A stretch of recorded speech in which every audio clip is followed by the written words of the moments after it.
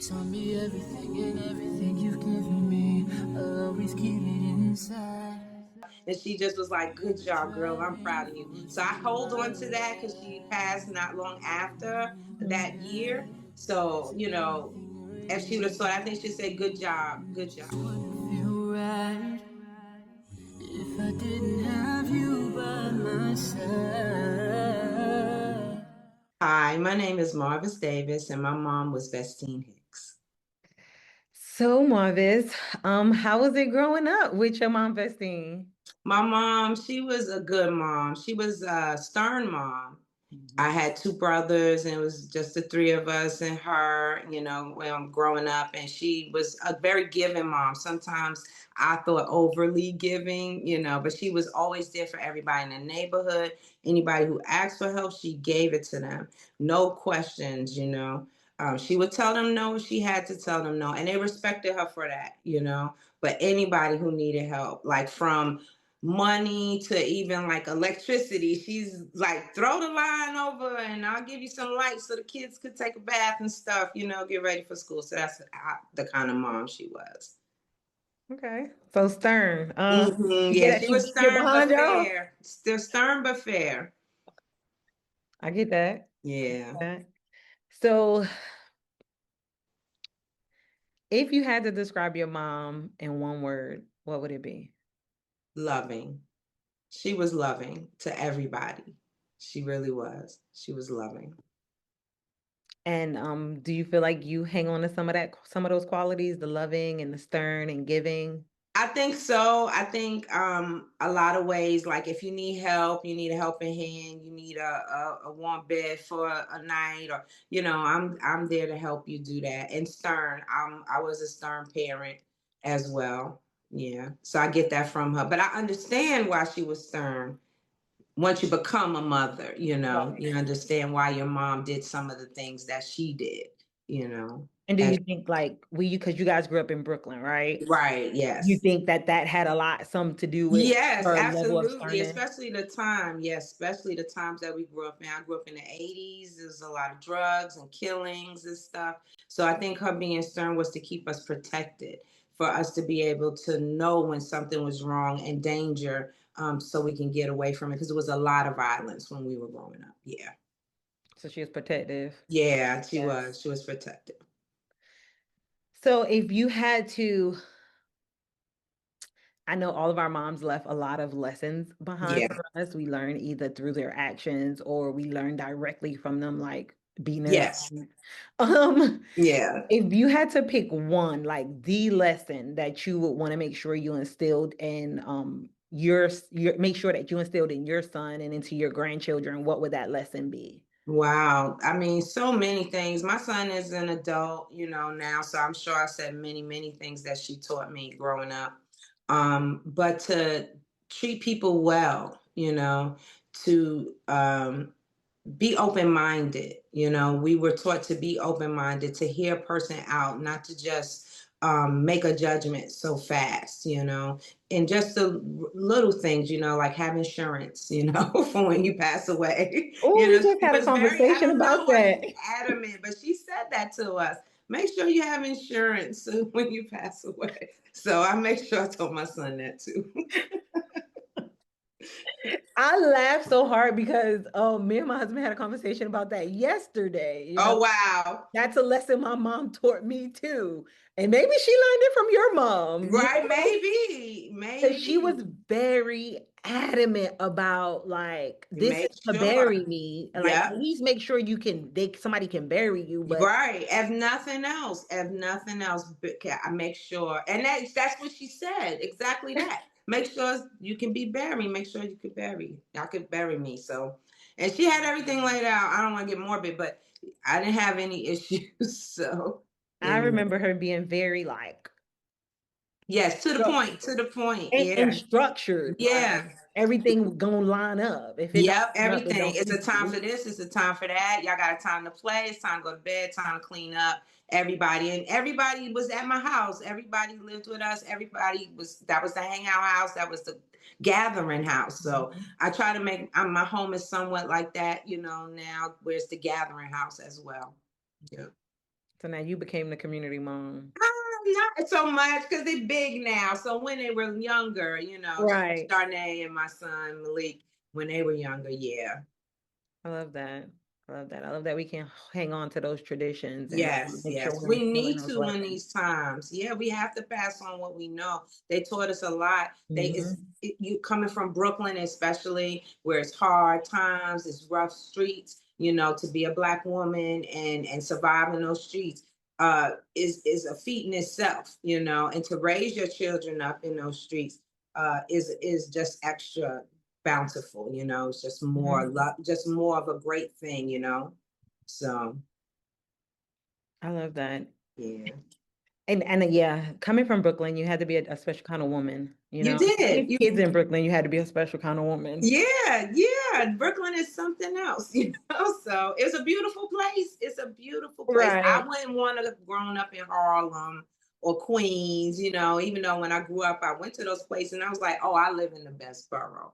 I come from the best borough. So I still say it as a 50-year-old woman. They're like, where you from? You from New York? No, I'm from Brooklyn. That part. Yeah, I'm I from Brooklyn. always I'm tell not people, from New York.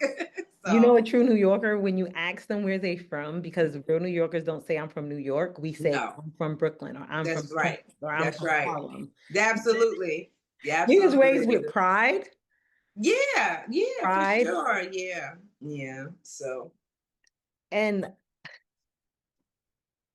yeah, it was a special thing. yeah, it was. It really And to was. even look back on it and to think about it, them Yeah. raising us the way they did, and producing us to be who we are Yeah. was very special in the community in which we come from and the time Right. in which we grew up. Right. Right. Because it was not easy. It wasn't an easy time Right. it's never an easy time for Black folk, right? But those times it was a little hard. There was no internet, no cell phones, communication and watching your children was a little bit harder than it is now, So for them to be able, for us to get over it unscathed and we grew up and we thrived, Mhm.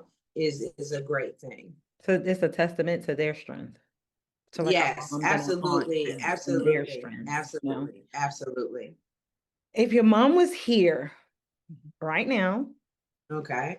um, at this point stage in your life, what do you think she would say to you? At this stage in my life, I think she would say, good job. I did some things in my life that I didn't think I would be able to do, and I achieved some things. So if she could see those things, or even my aunt, who was like a mother to me, my aunt Catherine, she passed away just before.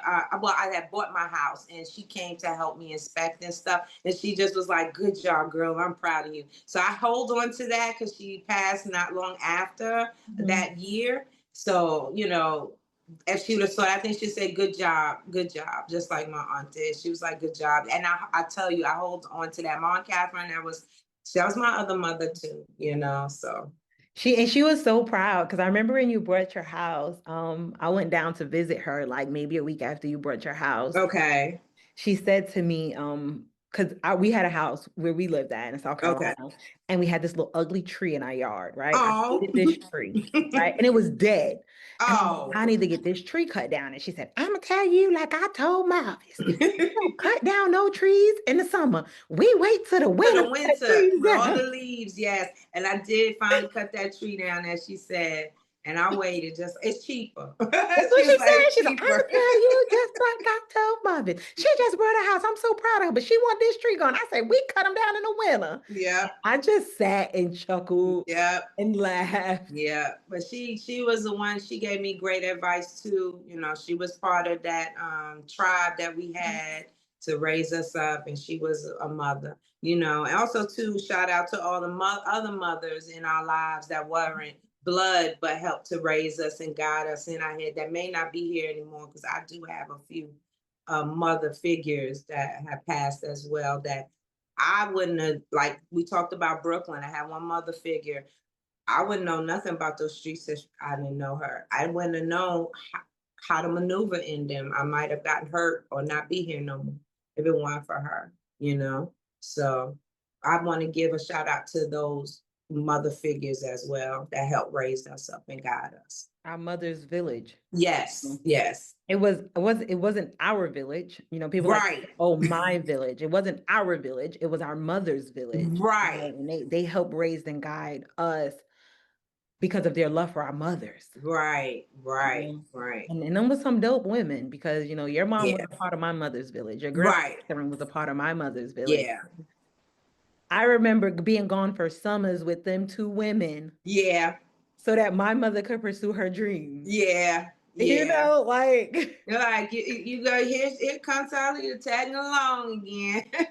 oh my goodness. I remember that year I had a cast on my leg because I broke my leg. Mm-hmm. And we all went to DC and I wanted to get in that pool so bad. Yeah. Girl, they took that garbage bag and taped that thing around my leg. Yes, yes, I forgot about that. You getting in the water. Let me tell you, when my brother was little, when he was a baby, he was born in the summer, and we want to go to the beach, but he was still a pamper baby. They put him in a box and covered a net over him so that we could carry him because they didn't have baby carriers then. Mhm. So that we could take him to the beach and the sand wouldn't get all on him and stuff. So they when we want to party and have some fun, we gonna figure out a way. They did their They big one sure every did. time. Yep, they figured out a way. Yep. Do I you think that remember watching that. them I remember figure out, that. you remember that? Mm-hmm. I feel like watching them become MacGyvers to make sure that we could just enjoy childhood influenced you. Yes, absolutely. Because I was a single parent. I didn't really have money, and I had to make fun, you know, DIY fun for him, or we only had $5 or $10, so I had to create a thing, maybe decorate a cake for his birthday myself. He don't know, have a couple of friends. He's having the best day ever, but I strung it together because I learned from them how to piece things together to make it good. But I'm gonna ask this one as a two-part question since you Okay. brought up your second mom, Catherine. Okay. I like to call her Grandma Cat. Yes. My Aunt Catherine. If let's start with Aunt Vestine first. If she Okay. was sitting in front of you right now, what would you say to her? To my mother, wow. I would say thank you. And I think I did. I was very blessed. I was with her on her last days that I didn't know they were her last days, but we got to say those things to each other. We got to tell each other we loved each other. We got to laugh at some things that weren't funny when they were happening. We got to reminisce. It was just such a anointed time because that last week of her life was wonderful. We had so much fun. So I think I would just say those things again. I love you. Thank you.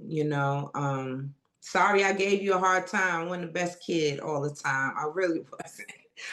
But sorry. Um, and I miss you, man. I miss you. I miss you.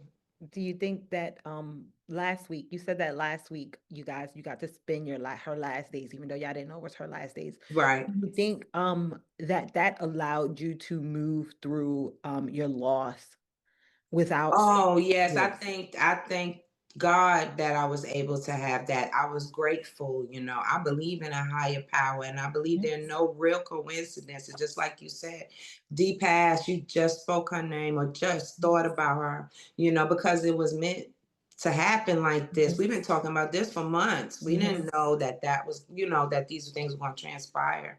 But yeah, I think things are for a reason, and it did help me to some point, only because I believe in a higher power, that I felt like those things was divine the way it laid out. Mhm. Hindsight, actually, you look Mhm. back at it and you think, oh, well, that worked out because of this and that happened so that I wouldn't have to during this stressful time. So yeah. So that grief didn't just like slap you. It Um, slaps, but it didn't sting as bad. No, it's thing. Yeah, I was. Let me tell you, I bought my house because my mom passed away in the home that I was in.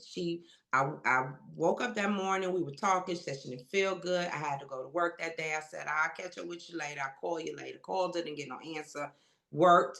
Got food for dinner. Came home. She was gone. Right, basically. I Mhm. performed CPR on her. Ambulance came and she was gone. Right. So I just feel like I couldn't deal. I stayed in that house another year, but I was literally walking over the space where she fell out at because we're seeing the dining room and the kitchen. So I was mentally, I almost lost my job. I was cussing people out. I had gotten written up because I was just so full, like, why she die on me? Right. Why this happened in my space, like I have these memories that'll never go away, not even a reminiscing and a memory. I was there when she passed and I had to try to revive my mom, So in you that know, moment, after the loss, all the other, that was the memory that was forefront. forever, for the longest time. Yes. So you Until needed I to was like, I take can't even parents. live in my apartment. I need to move, you know. So, and then I said, well, don't move to another apartment, try to buy, So that's what I did. That propelled me to do something that I never thought I'd be able to do. Like own a home. I'm from Brooklyn. I'm from the dirt. We Who don't know do about a that. home and a driveway for real. Right. I know the feeling. So yeah. And as you're saying that, like, I know your mom was very about having your own and stability. So Yes. maybe that was her prayers answered from the grave. Maybe, As you're maybe. saying that, I could just, I remember, and I know this is your story, but No, you were part of the I story. That's why I remember was her like, I don't know saying, how good this interview gonna go because we gonna be chit chatting, I remember her when I had my second daughter. I had dropped out of school when I had my first daughter, right?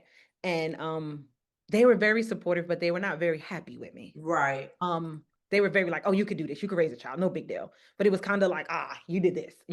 right, And that was all the moms in my village was not, I wouldn't say disappointed, but right, they weren't happy right. with my Because decision. they've seen it before. Because I did it, Hmm.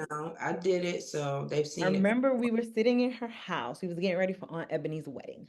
Oh, okay. I had just had my second daughter. She was a couple of months old, and Grandma Mm-hmm. Cat was there. And I got an email, and I was accepted to go back to school, go back to college. And I was like, I don't think I could do it. I got two kids, I'm a single mom. And she just looked at me like, she didn't say it, but her face said to me, "Shut your ass up."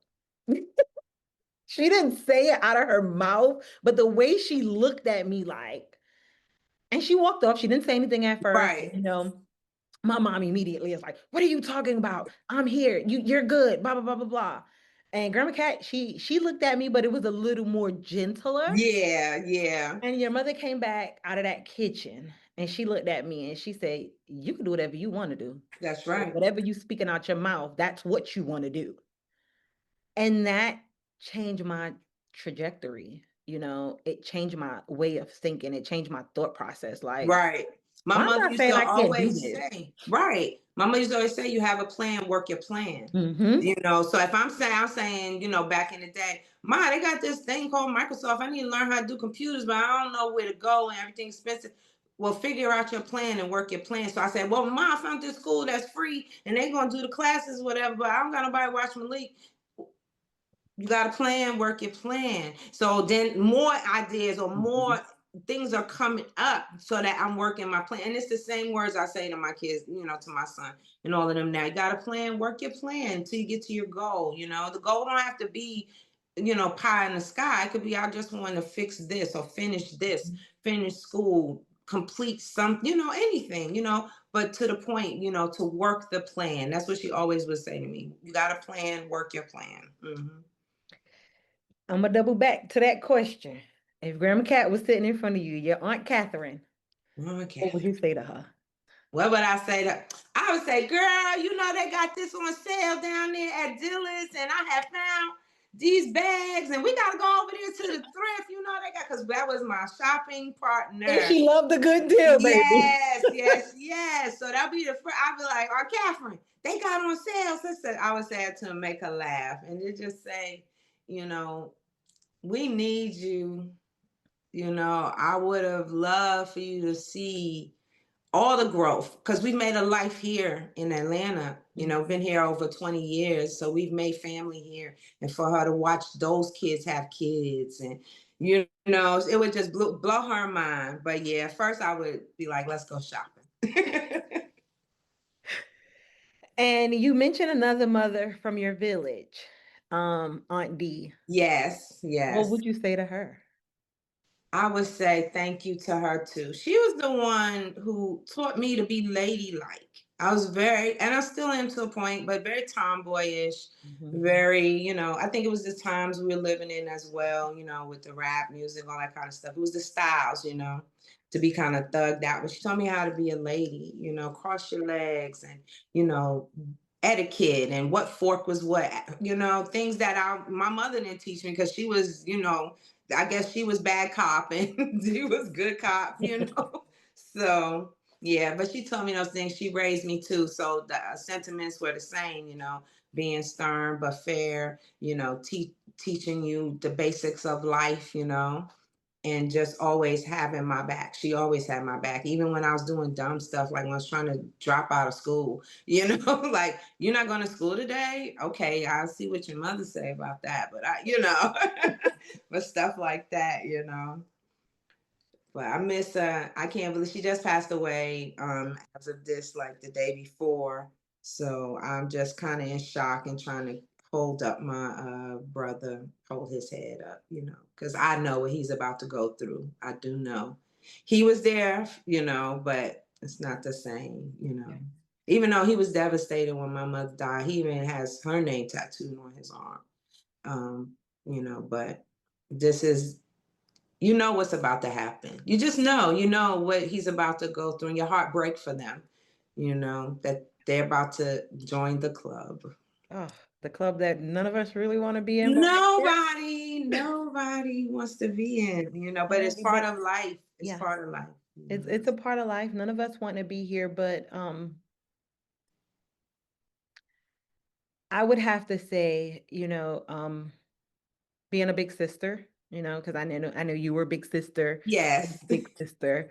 Yes. We were the only sisters. Yes. Yes. When you don't Um, only. being a sister, it's like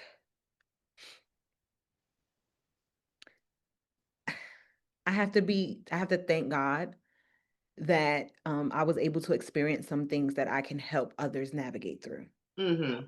Not that I want you to navigate through it, but Right. I can help you navigate it. Right. Not so much drive the path for you, Right. Because I'm but not doing that. I don't when you want to go decide the through it path, I can again. help you cut down some of Right. them weeds as you run through it. Right. I don't wanna I'm gonna go through it because I've been through it. And Mhm. and crazily enough, he's gonna have the funeral at the same place my mother had her funeral. Not bad. I think he feels safe. I think he's what because how I feel about D is how he felt about my mother. She was the everything to him, and D was my like a savior to me. Like, she always had my back. She always, like, I was the spoiled brat with her to a point. I could do what I want, and I was there. Even before Michael. Like, being big sis has a duty to it, I believe. Mhm. I've had arguments with some older siblings that don't feel that way, and I get it. If you don't choose your family, you don't want to speak to them no more, that's fine. I didn't used to like that idea of that, but sometimes it's just best for another person's mental state to not deal with certain family members. And I respect that, and even if I'm the family member, I respect that. But as a oldest, you have a duty Mhm. to your siblings, to take them through whatever journeys. When my mom passed, I had two little brothers that I had to help through this journey, and then my brother passed. So now that my stepbrother's mother's gone, I feel a duty to help him through this. And as we're older, so much older, and we have that somewhat behind us, Mhm. because I always tell anybody who's going through this, it do not get better, ever. It get easier. Mhm. That I pain remember you told me eases. that. That pain does ease because it becomes a joy pain. It becomes Mhm. a reminisce, a laugh, and a giggle pain. It's not always, my mama gone, I want to ball up in the corner and die. It's Mhm. not every day that, but it don't get better because you lost your mama. Especially if you had a good mama, because some people didn't have a good mama, but they just ain't mama. They Mhm. are their mother. We had good mamas. We had mamas that had our back and thought of us first and put their bodies in front of us and kept us safe, you know. Literally. And as an older sibling, it's a duty. I feel that for anybody, and I would say that to anybody who's an older sibling. If you cool with your siblings and y'all okay and y'all going through this, don't make it about you. Make it about your parent and lead your family. You know, because they need it. Because he said it to me. This is just happening now. He's like, I need you, and I can't even. I wish I could go today, you know, but we have life. So the earliest I can get to him is like in 2 days, you know. But I want to be there. I have to be there for him. I like to end every episode with talking to our mom. So I'm going to say, Aunt Vestine, Aunt D, and all the moms of Marvis's village, we thank you. We love you. And for those we lost, we miss you. We thank you for raising a wonderful woman who is putting great things out into the world, into the earth, and is standing up to her responsibilities and duties as you guys have taught her. We love you and we miss you, and we will always honor you. Yes. Yes. Feel right if I didn't have you by my side. Oh, you were there for me to love and care for me when skies were gray. Whenever I was down, you were always there to comfort me. Oh, and no one else can be what you have been. Are we still recording? Oh. And to Miss Monet, who was my big sister, who taught me how to be fashionable and how to be cute and how to do my hair and how to be sweet and how to get the guys. I'm sorry, I'm talking about your mom. You might not like that part, but she did. She was big sister to me, and I loved her. Ooh, Mama, you know I love you. Mama, yeah. Mama, you're the queen of my heart. Your love is like tears from the stars. Mama,